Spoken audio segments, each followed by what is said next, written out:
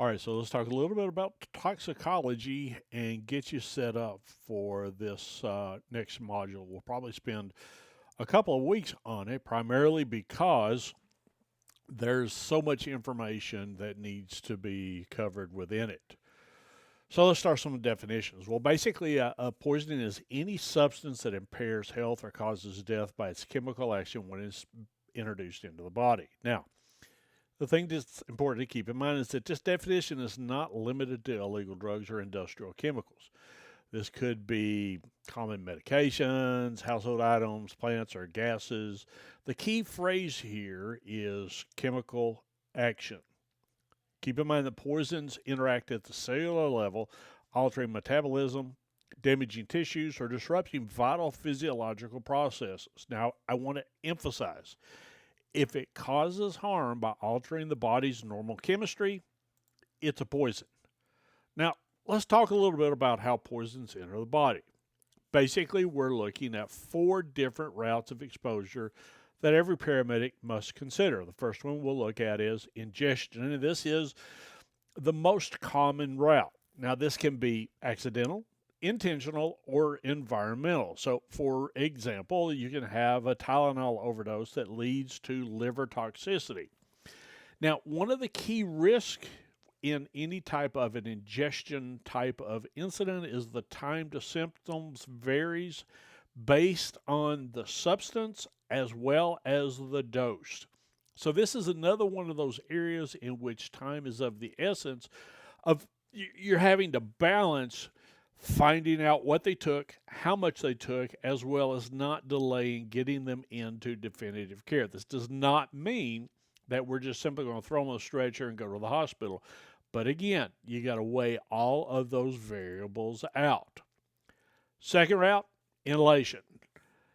With inhalation, we get rapid absorption through the alveolar surfaces into the bloodstream. For an example, you can have carbon monoxide that displaces oxygen on hemoglobin. Now, it's an incredibly fast onset, and often respiratory compromise is the first sign that you'll see on these patients. One of the things to keep in mind is because of the principle of diffusion meaning a gas diffuses from a higher concentration to a lower concentration until they equalize, and because of how quickly that happens within the alveoli, patients that inhale toxic substances can often have an onset of action almost as fast as if that medication had been given IV in other situations. Speaking of IVs, injection. With injection, we see through like IV drug use, IM injection, or even envenomation from snakes or other types of insects.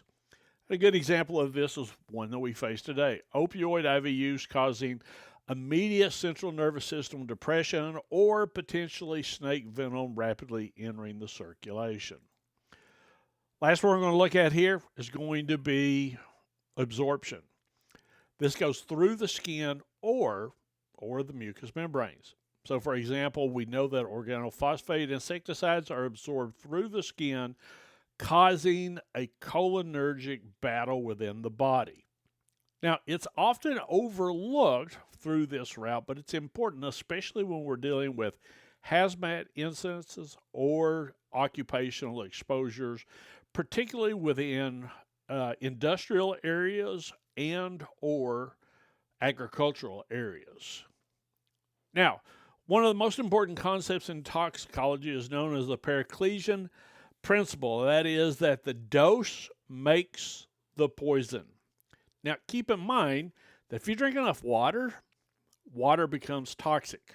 Okay, oxygen at high concentrations and pressures can become toxic. We know that from cardiology of now we no longer give oxygen out to every single patient. Small amounts of cyanide are deadly, while you can have large amounts of certain medications that are tolerated daily. Now, one of the key takeaways that I want you to remember here is that don't dismiss a substance because it's, quote, safe at normal levels. What matters is the dose and the route. And the other thing to kind of keep in mind here, guys, is that Same dose can affect people differently based on age, weight, metabolism, and underlying conditions, especially those who have hepatic or renal failure issues. As advanced providers, our job is not just to recognize the poison, but to recognize how dose and route could potentially have turned a therapeutic substance into a life threatening emergency. So, as we're kind of summing up on this particular area here, poisoning is a chemical assault on the body. And we have to constantly think in terms of what, how, and how much. What substance? How did it enter? And how much is too much for this patient? In the next few slides, we'll talk about moving from definitions to recognizing patterns, those classic toxidromes, and applying field management principles that can save lives. Toxidromes is a term that every paramedic should know. They're classic symptom clusters that, when recognized, allow you to rapidly narrow down the type of poison or overdose that you're dealing with, even if the patient or the bystanders cannot give you a clear history, which is quite often. Knowing these clusters of symptoms and these clusters of onsets can mean the difference between early appropriate intervention or just taking a hunch and basically guessing in the dark. First up are anticholinergic toxidrome caused by medications like antihistamines, tricyclic antidepressants that we also call TCAs, and certain plants such as deadly nightshade. Signs and symptoms that we will see for these patients will be, first of all, hot and flushed skin. You've heard the little rhyme that they're red as a beet, and they will look very, very red, and their skin will be very, very hot. Well, I also have dry skin and mucous membrane. This is kind of comes into play here with the part of it that says dry as a bone. Especially look within the mucous membranes because you're going to get a lot more early information because those are going to have a tendency to dry out much quicker than the skin. And so you can see that dull pink color that's occurring there as they begin to dry out.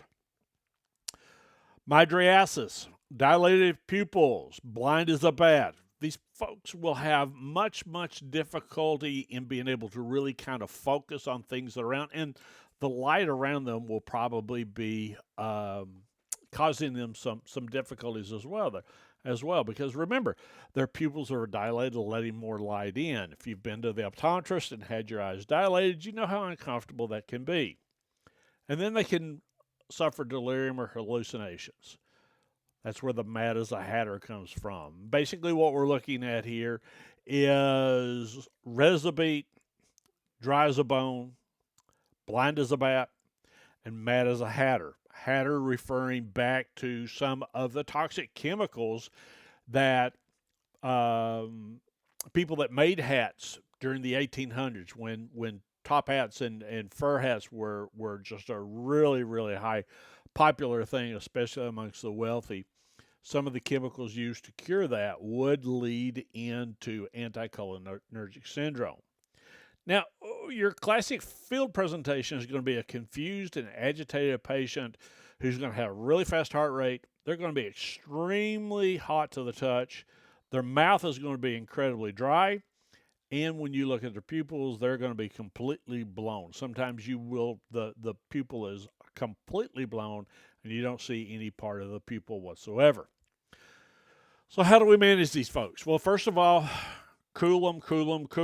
All right, so get ice packs on them, use a misting fan, soak them down with cool water because we got to get that body temperature down. Remember, when the body temperature goes up for an adult, they do not handle that very well, and we can literally have, for lack of a better term, having the brain stewing in its own juices. Don't be afraid to give benzos for agitation and seizure prevention. Sometimes these patients are going to be really obstinate. They will be argumentative, and they can become combative. And again, those are the two things we wanted to look at. Is we want to make sure that we protect ourselves, we protect the patient, and we also protect our partner. So again, if you need to, look at giving benzos. Now, within this particular module, we're going to be looking and doing some review on medications that you would give for specific different types of toxidromes as well as specific types of overdoses. Get your patient on a cardiac monitor. TCAs, tricyclic antidepressants, can really lead into some serious dysrhythmias as that QT interval begins to spread out and get longer and longer and longer. We greatly increase the chances now of having R-on-T phenomenon. Now, if you'll remember back to 303, when I lectured about R-on-T, I said most of the time when we have immediate defibrillation, these patients react really, really well to R-on-T. Not so much when we've got anticholinergic overdoses, because now that widened QT interval is being caused by a chemical, a drug. And so it's difficult for us to offset that and to prevent it from happening. Now, expert tip here is, now, these patients look like that they may be on a sympathomimetic overdose, such as cocaine, crack, things along that line, meth. But the key difference, basically, with these guys, they have extremely dry skin and absent sweating. This can be deadly to our patients quickly. Sympathomimetic patients will sweat profusely. Don't get them mistaken. Let's take a look at cholinergic toxidrome. Cholinergic toxidrome commonly comes about as a result of organophosphate pesticides or nerve agents. Now, for decades we've dealt with this in the central Kentucky area because of Bluegrass Army Depot. Well, now, thankfully, all of those, to my knowledge, all of those types of chemicals have now been safely destroyed, and they're basically recovering that area over there, and that's a very good thing.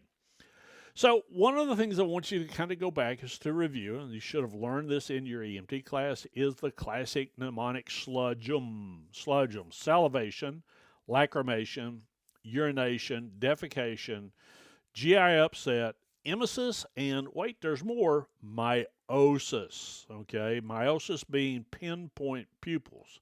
Now, other things to be thinking about within this particular area here that do not fall within this mnemonic is that your patient will often have a slow heart rate, and they can have a bronchospasm with lots of secretions within the bronchi themselves. Now remember, those secretions that are in there, they reduce the lumen size of the bronchioles, and it gets worse with that bronchospasm. So these folks will often have really, really serious types of respiratory distress. So what's your key? What is your focus going to be when you are dealing with these patients? Well, first of all, airway protection is a priority. You're going to suction. Go ahead and get your suction unit out. Get it set up before you need it.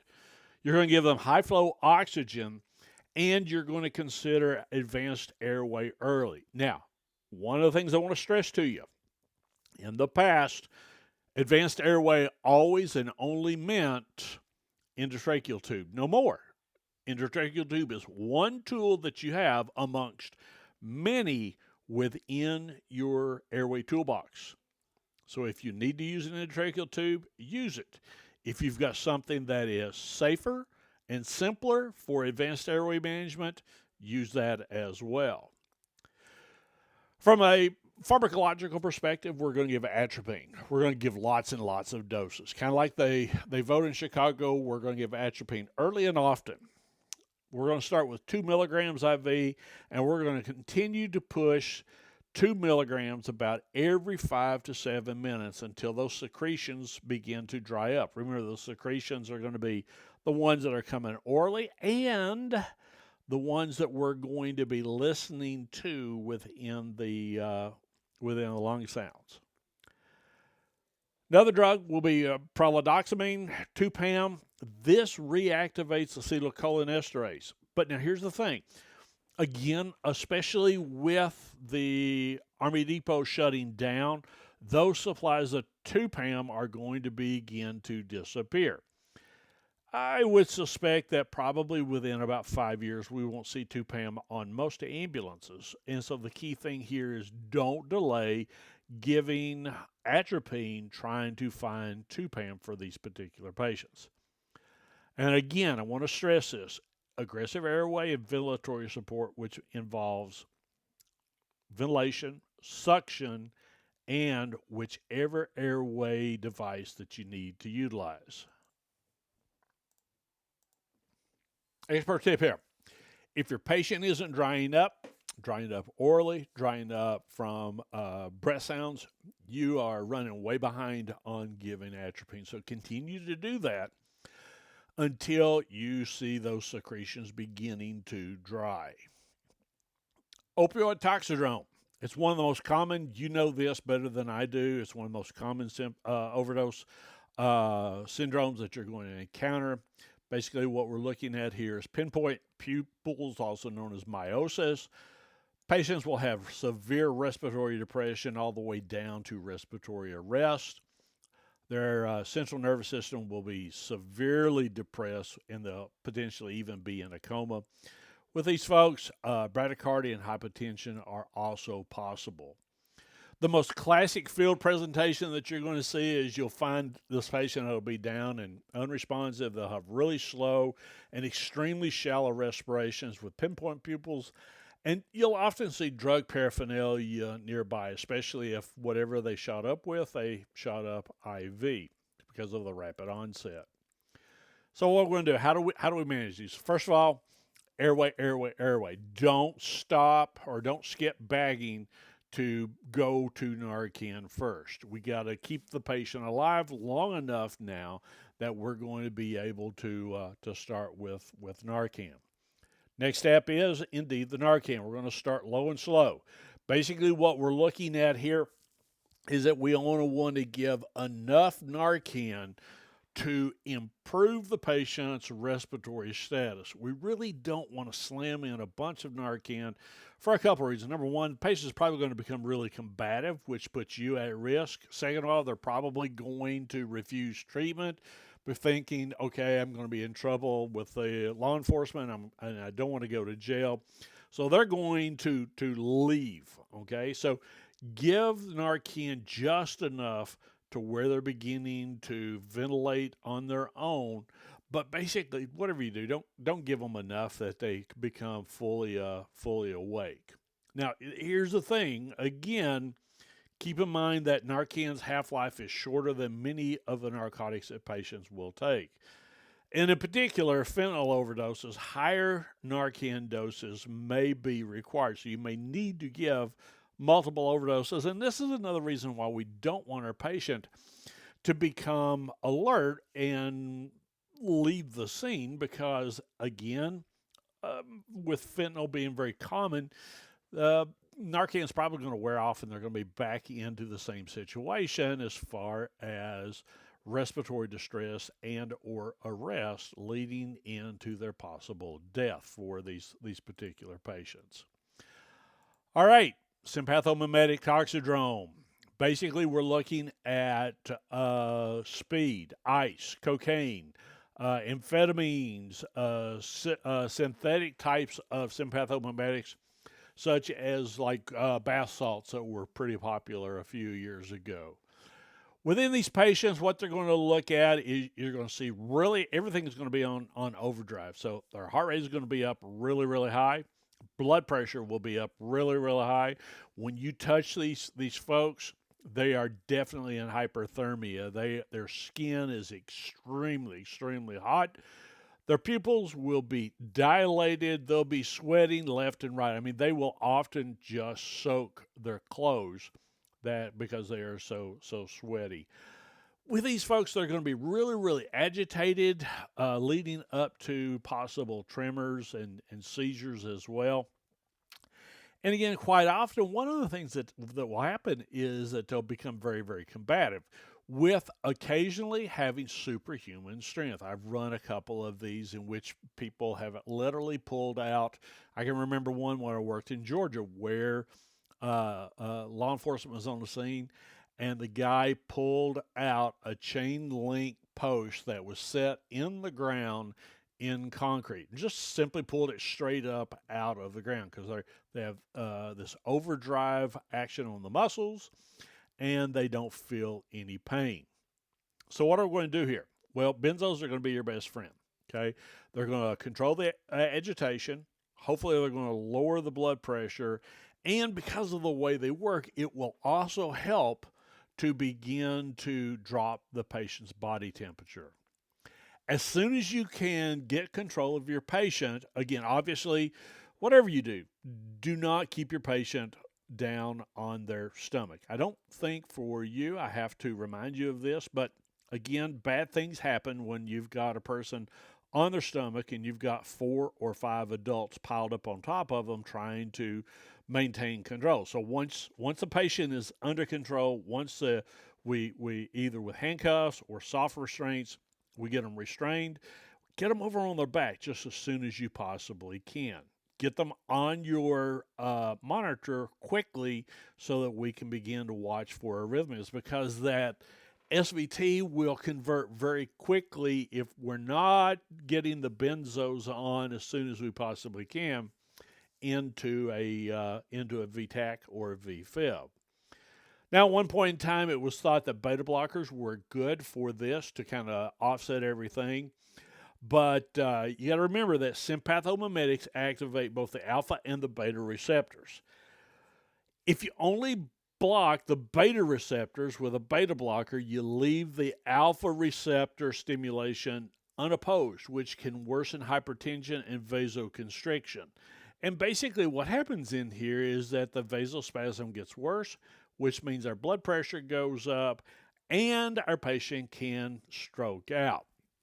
Now, often you'll see a paradoxical blood pressure increase due to this unopposed alpha effect. If we give a patient a beta blocker, just like I said, it can lead to a rapid increase in the blood pressure from the vasoconstriction, which can lead into either a stroke or into a heart attack. And this comes into play here when if you think back to both EMC 303 and EMC 310, we talked about Prinzmetal's angina coming about because of a vasoconstriction, massive vasoconstriction or vasospasm of the coronary arteries. Beta blockers will also reduce the heart rate as well as the contractility, which can decrease the cardiac output. Now, if you are working in an ER or if you're working in a ALS, such as a critical care helicopter or ground truck, using nitroprusside may help as far as helping to bring these folks down. Your clinical pearl, your expert tip here is to keep in mind that hyperthermia is the primary killer in these overdoses. Get them cooled as early and quickly as you possibly can.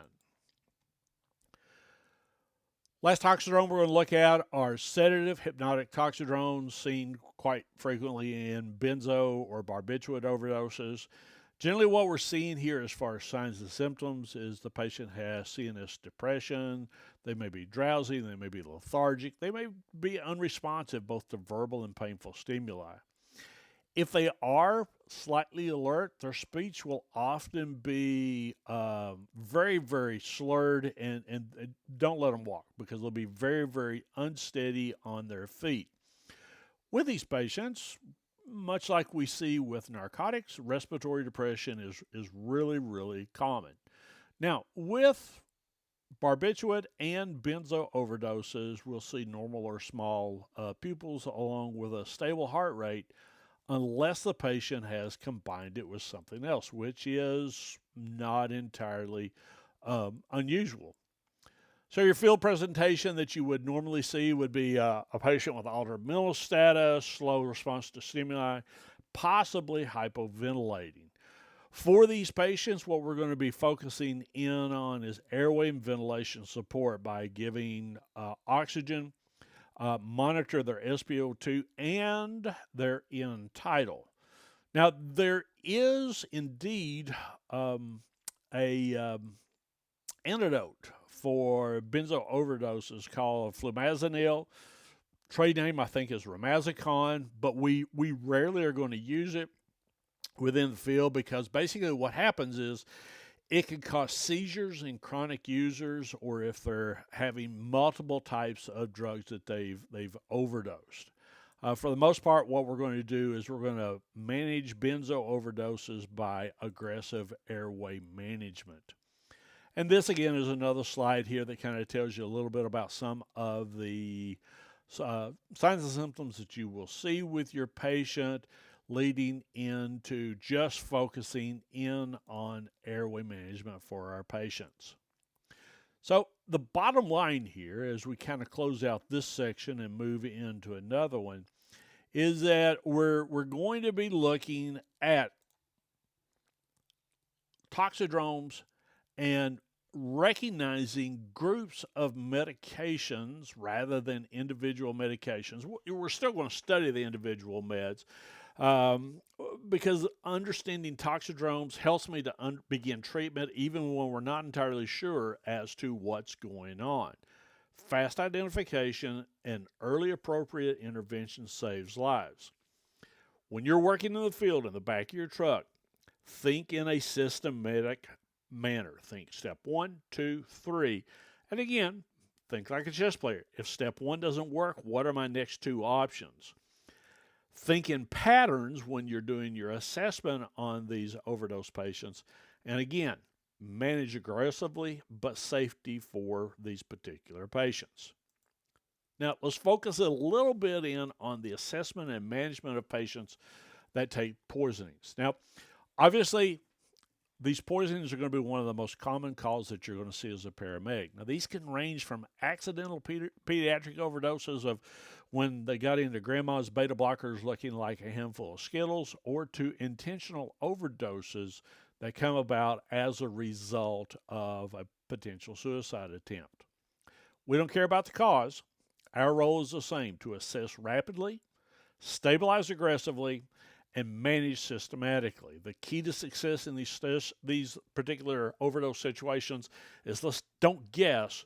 Let's follow a structured approach every time, knowing you may have to modify that approach as you're going through. So we're going to start at the very beginning, just like we do with everything else, our ABCs. Is the airway patent? Do you see secretions or evidence of aspiration that's going on? If you do, suction, suction, suction.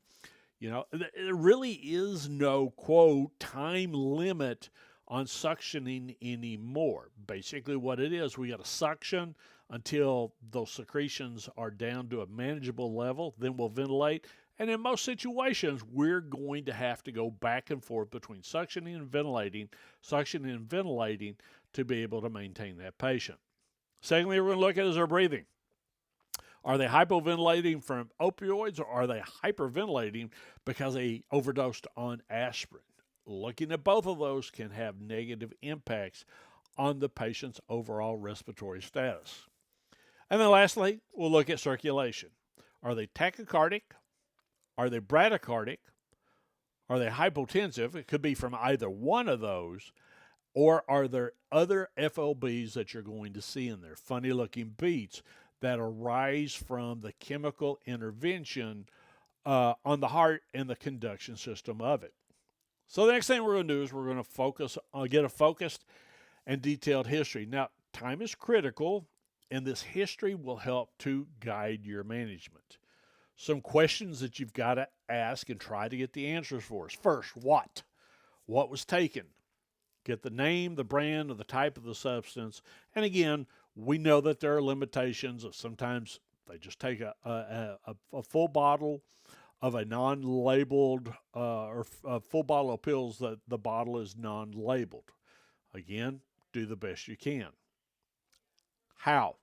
How much was taken? Try to quantify looking for empty containers, pill counts, or bystander reports. When? This goes back to time matters. When was it taken? Was it taken minutes or hours or days ago? Now, this determines how aggressive that we're going to do for our interventions, as well as the potential options that that we may have to do. And the last one is anyone else. Now, keep in mind that Overdoses of alcohol, narcotics, other drugs can change the chemical and the clinical picture when you have more than one patient in that particular area. Keep in mind that sometimes we have patients that will overdose together, either accidentally or intentionally. Again, keep in mind that this could be a potential for a mass casualty incident if you have more people there than you can handle. Physical findings that we're going to be looking for are crucial. They are critical to get. As far as for your key toxidrome clues, look at their mental status. Are they agitated? Are they lethargic? Do they not respond to pain or to talking, or even worse, are they seizing? Take a look at their vital signs: blood pressure up, blood pressure down, heart rate up, or heart rate down. They say the pupils are the eyes or the windows into the soul. Look at them. Pinpoint pupils can scream narcotic or cholinergic toxicity. Dilated pupils can suggest anticholinergic or sympathomimetic agents.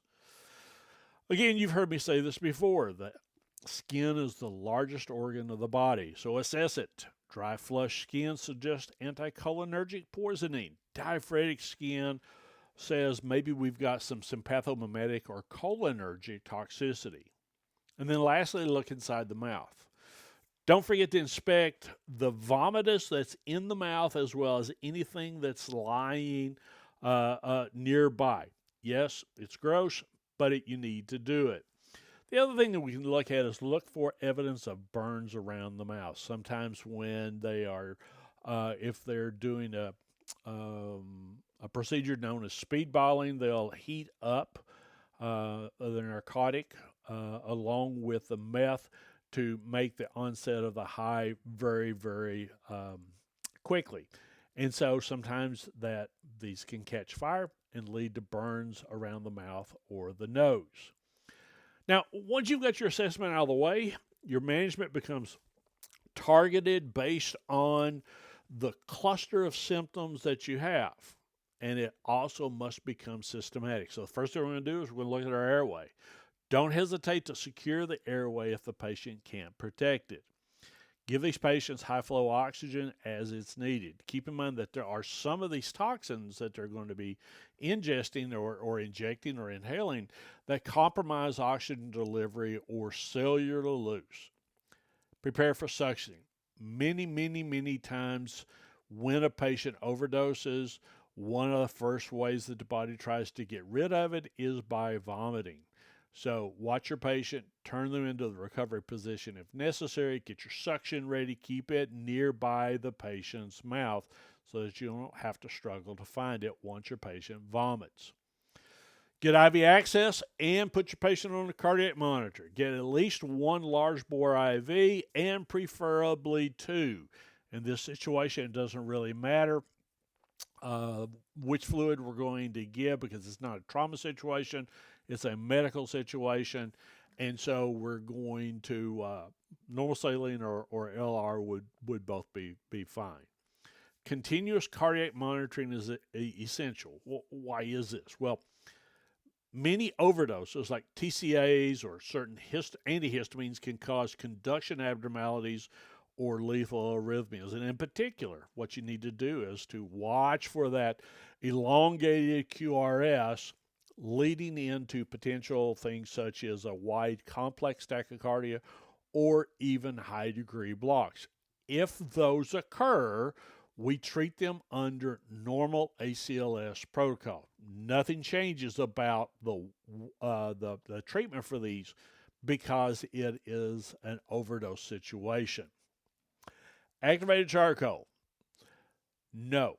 Just say no. It's no longer a given, primarily because the last thing we want to do is to give a slurry of activated charcoal to our patient, and now all of a sudden they become unresponsive, and now we've got this thick junk, this thick, nasty black stuff coming up out of the patient's stomach and going down into the lungs, now leading into an airway issue. The other thing that comes into play is that it was never indicated when we had a patient with hydrocarbons or heavy metals like iron or lithium, because they will not bind up with charcoal, and basically it just kind of keeps those particular substances in the body. So again, it may be on your truck, but don't give it.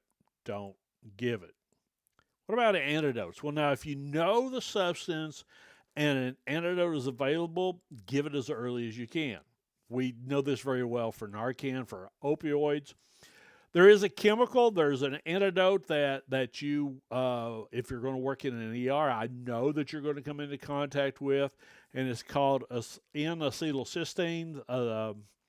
Trade name for this is called Mucomist, and we use this for Tylenol overdoses. It stinks. It smells like rotten eggs because it is a sulfur base.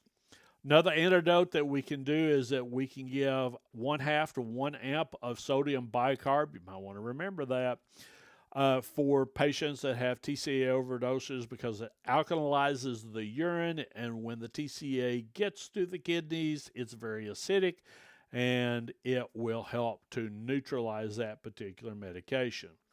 We can give atropine for patients that have cholinergic toxicity. It's not so much an antidote as it is a drug that will be very effective on treating the symptoms that these patients will have. Now, be confident in using these. Get them on board as early as you can, but also, as that great philosopher of the 1970s, Dirty Harry Callahan, you'll have to Google it, look it up for Dirty Harry. He was known to say, man's got to know his limitations. Well, the same thing for antidotes. You still have to know the limitations of these. They buy you some time, but they don't replace the supportive care that you're going to have to continue to give. Keep in mind, this is a joint mission on your part. You and the hospital, your dispatcher, as well as poison control. That number right there works wherever you are in the United States. It will ring into whatever your state's poison control center is. I think ours works out of the University of Louisville. And it will give you tons and tons of information. Now, one of the things I would tell you on this particular issue is let your dispatcher talk to poison control, because if you've got a serious overdose or a serious poisoning, you're going to be really, really busy in dealing with the patient themselves. Every situation is different, so use your own best judgment. Again, relay to the hospital and to poison control everything you know about the substance, about how much that they took. Estimates are perfectly fine. About when they took them, estimates are perfectly fine. Their signs and symptoms, as well as what their current vital signs are, and how they are beginning to trend. Now, keep in mind that, again, poison control is a good resource. Don't be afraid to utilize them. So as we kind of close this lecture out, let's take a real-world example to pull this together. So you're dispatched to a 22-year-old female found by roommates. She's unconscious on her bed. You have an empty bottle of Tylenol PM that's on the floor. She's unresponsive, but she is breathing. When you're getting your history, the roommates say they saw her about 2 hours ago, and she mentioned that she was depressed and thought about ending it all, is the very words that they used. Now, you don't smell any alcohol, but they don't know if there was any alcohol involved, and you don't see any type of evidence for alcoholic ingestion. When we're looking at this, your scene is safe, you got your BSI, and now we're going to move on to our primary assessment. With this patient, the airway is open and clear, but again, she has decreased level of consciousness, which always is going to put this at risk. She's breathing at about 12 times a minute, but it is shallow tidal volume. When you assess her radial pulse, it's really, really weak, and she's got a heart rate of about 92. Under disability, she's got a GCS of 8, E2, V2, and M4. Her eyes will open up when you do a sternal rub, and what she says you just simply don't understand. When you do that sternal rub, she withdraws from it. She doesn't try to bat your hand away, she tries to get away. And under exposure, there's no obvious trauma that's going on here. Her skin is cool and pale, and there are no other obvious odors that you would see about this particular patient. Now, what I'd like for you to do, pause the video at this time to develop a care plan based on what you have found. You can restart the video once you have finished. So take all the time that you need to hit pause and then come back.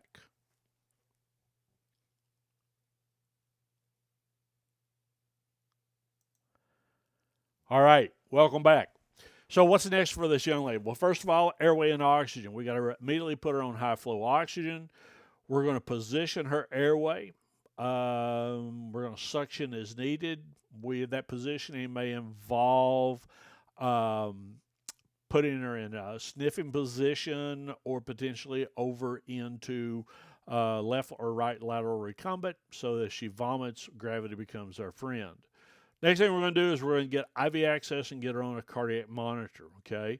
And in particular, you got to put her on that monitor. Look at her QRS and measure her QT interval. Now, one of the nice things is if you were to do serial 12 leads on this young lady, that monitor will do the calculation for you on the QT interval. Some monitors you can actually even set that here's my baseline for the QT interval. If it increases by 50%, sounds an alarm and it'll automatically run another 12 lead. If you've got one of those types of monitors, make sure that you're using it because you want to watch that.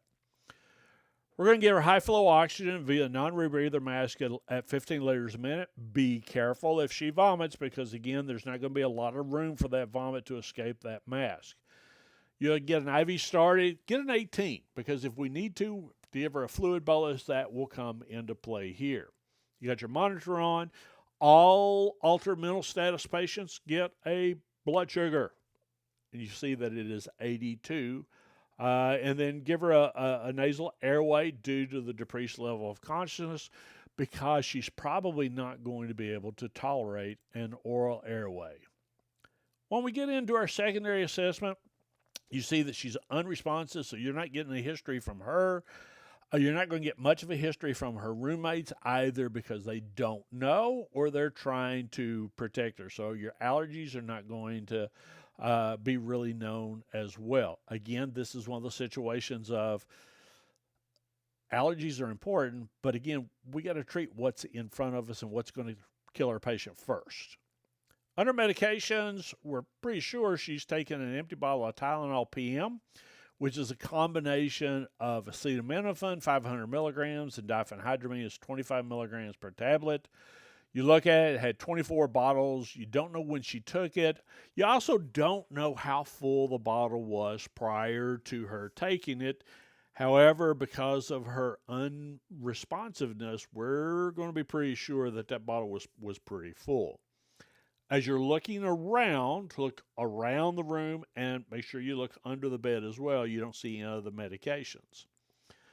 It's her last known food or drink is unknown. Roommate saw her about 2 hours ago, but she may have eaten or drank something there.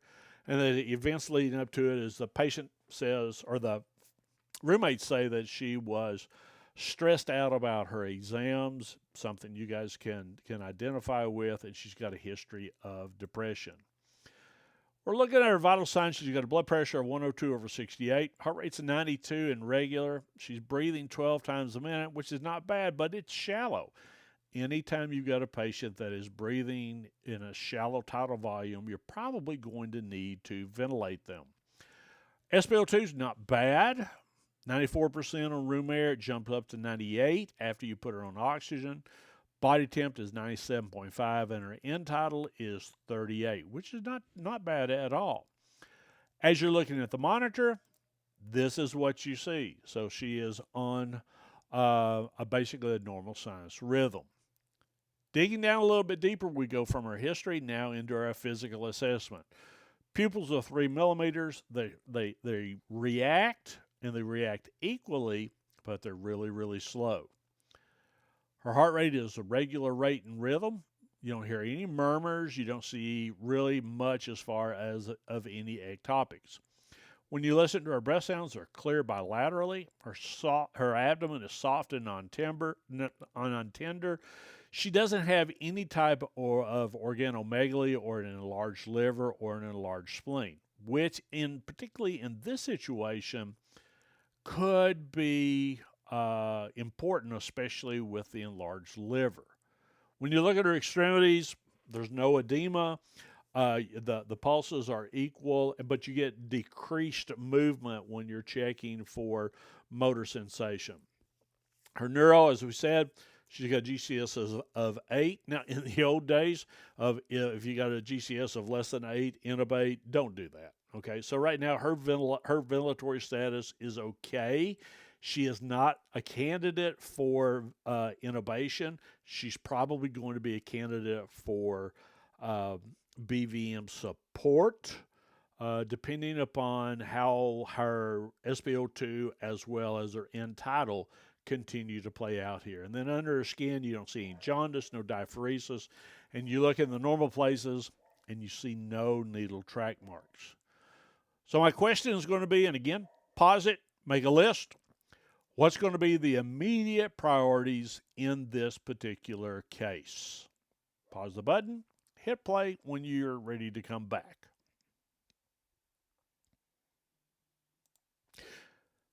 So our immediate top priorities are going to be, number one, airway management. She's not able to maintain it because she's got a depressed LOC.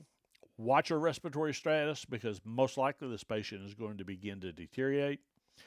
Do your best to find out when was the last time that they saw this patient, when the patient may have taken the medication, because this may guide your treatment, and most certainly it will guide the hospital's treatment.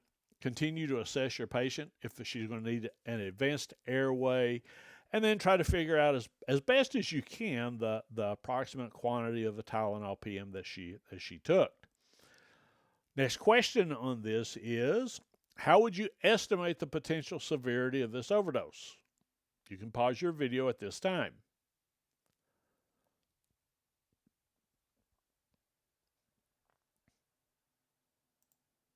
Well, basically, the worst case scenario we got here is if this young lady took the whole bottle and it was full, she's taking in 12,000 milligrams of Tylenol, 600 milligrams of diphenhydramine. Now, got to keep in mind that acetaminophen is time dependent. Liver damage begins typically within about 12 to 24 hours. This much Tylenol can most definitely lead to liver failure for this particular patient. Her only outcome then would be to potentially go on to a liver transplant list. The other thing that we're looking at here, again, because they saw her 2 hours ago, we're probably that the mucomist that if we carry it on our truck, but most definitely it's going to be one of the very first things that are going to start in the hospital, may be able to help to kind of reverse that. Now, the other thing is we're not only dealing with Tylenol, but we're also dealing with diphenhydramine. Diphenhydramine can cause anticholinergic effects such as depressing the CNS system and causing a widened QT interval. Okay, and so basically what we're looking at here is that she has taken almost, not quite, but almost twice the toxic dose for Tylenol. And our biggest issue that we're concerned about right here is right now trying to preserve liver function. And again, you may be limited on what you're able to do with that. So giving her a little bit of fluid, not necessarily a fluid bolus, may help to offset that and slow the absorption down in the liver till we can get her to definitive care of where she is able to get mucomist. So this is your treatment plan. Airway and ventilatory support. Get your IV started and give her a fluid bolus. That 500 milliliters, still not going to be a whole lot. You're going to give that probably over the time of your transport to kind of dilute the concentration. If you think about it and you have any type of a gut feeling that there's a narcotic involved, go ahead and give her Narcan. Certainly not going to hurt, but it can help if she has uh, done a little bit of poly pharmacy here of looking at this. Let your hospital know as soon as you can so that they can go ahead and get the N-acetylcysteine or the Mucomist ready for this patient to begin with. When we're looking at the complications that's coming from the diphenhydramine, basically we're looking at anticholinergic syndrome. Mucous membranes dry up, they begin to retain urine. Obviously, it's going to be an altered mental status. The two big things that I want to focus in on here is number one, cardiac dysrhythmias from QT prolongation. Again, remember, as that QT interval widens out, the ventricles begin to sense, hey, wait a minute, there's something going on here that's not right. And as such, they'll throw out an impulse. If it hits on the downward slope, the second half of that T wave during the relative refractory period, our patient can go into VFib. These patients do not react well, or they do not convert well with defibrillation.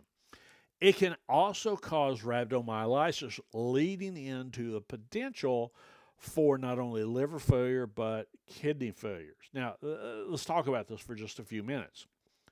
High levels of diphenhydramine can have a direct toxic effect on the cells of the muscle, damaging the membranes and leading to the leakage and the conversion of this into certain types of proteins like creatine as well as myoglobin into the bloodstream. Now, you know as well as I do that when we get those blobs of protein, they're headed right towards the kidneys.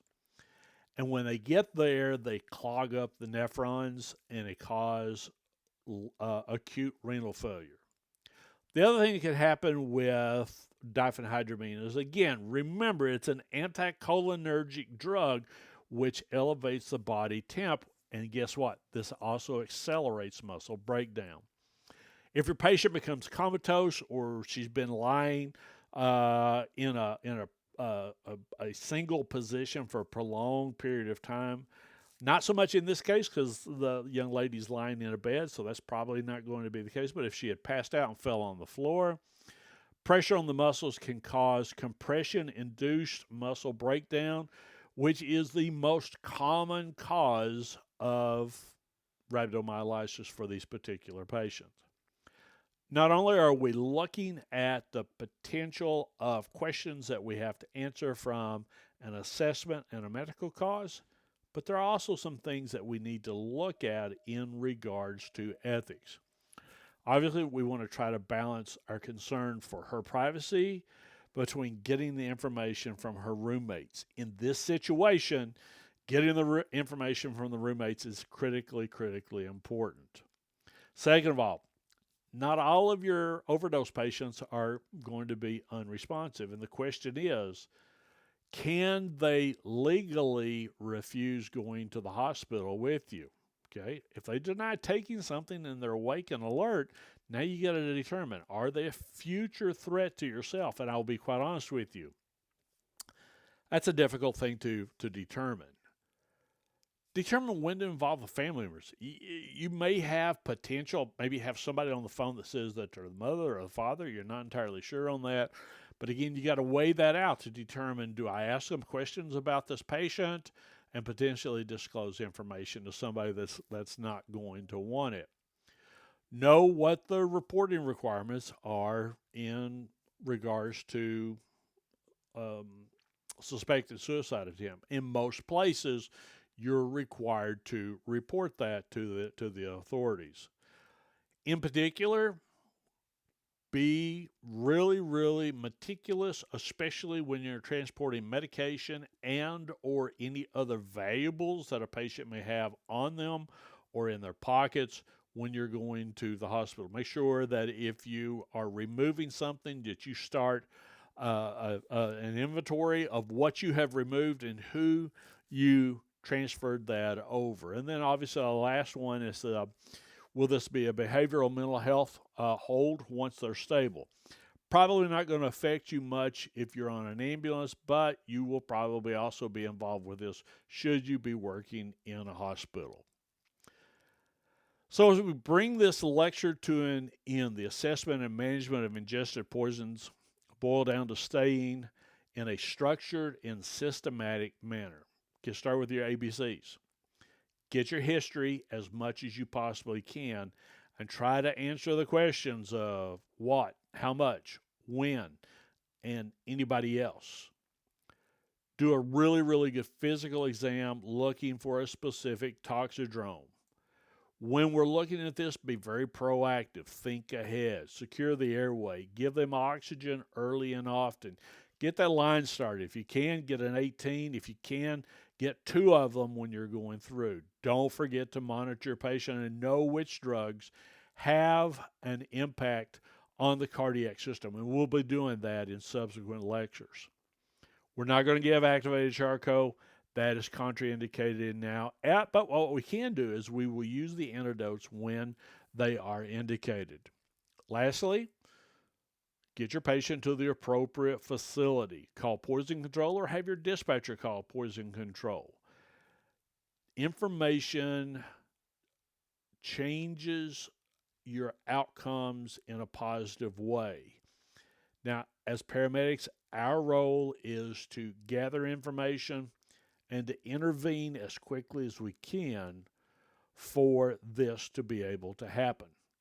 We'll look at more specific medications and overdoses as we move through the rest of this module.